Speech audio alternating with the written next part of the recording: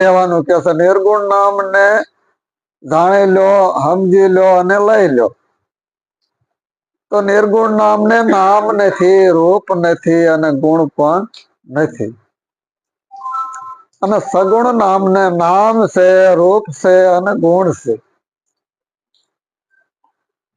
એટલે નિર્ગુણ નામ બોલવામાં આવતું નથી, વાંચવામાં નથી આવતું, દ્રષ્ટિમાં નથી આવતું. અને જે સગુણ નામ છે તે બોલવામાં આવે છે, વાંચવામાં આવે છે અને લખવામાં પણ આવે છે. આવું સદગુરુ નિરાંત મહારાજ નો અનુભવ છે એ કહે છે. અને એથી આગળ કહે છે કે આ નિર્ગુણ નામ ને તમે લઈ લો, જાણી લો, સમજી લો. તો સગુણ નામ છે ને એનું ભજન પણ કરાય છે, એનું ભજન કરવી છે.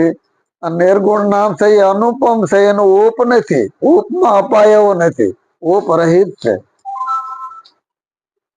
આવો નિરાંત મહારાજ નો અનુભવ છે એ કહે છે.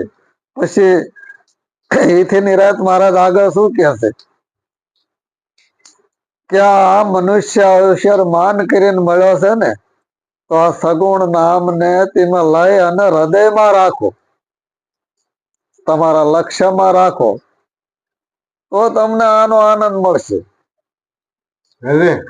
એટલે જો આપણે આનંદ કરવો હોય તો સદગુરુ મહારાજે કીધું છે, એમના અનુભવની વાત કરી છે કે લક્ષ્યમાં રાખો, હૃદયમાં રાખો. એટલે કીધું રામ નામ તો રાખ હૃદયમાં, કાઢ કલ્પના કાશી, આદિ અંત ને મધમાં બોલે તે વસ્તુ હાસી છે. એટલે મહારાજ કહે છે